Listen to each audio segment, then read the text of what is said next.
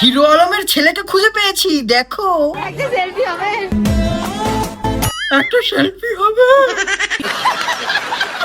Hero আলমের ছেলেকে তো দেখবে, তার আগে মামের হাসিটা দেখো। হায় হায় হায়, বলবে হঠাৎ কি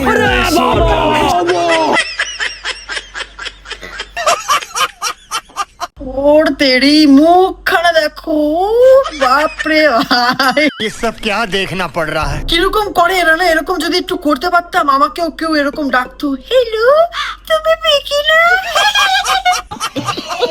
এই ছোট হিরো আলমের কিন্তু ভালো ফ্যান ফলোইং আছে ভাই।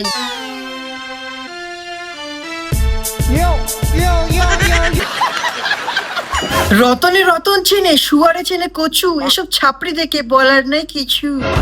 ভালো করে দেখো বুঝতে পারবে, মনে হচ্ছে যেন কতগুলো গুয়ের মধ্যে একটা শুয়োর। ওহো ভাই আমাদের ছাপড়িদের গুরুদেব। ভাইয়ের মধ্যে কিন্তু কিছু ব্যাপার আছে বলতেই হবে, কারণ এত ছাপড়ির আইডল গুরুদেব হওয়া কিন্তু সোজা না।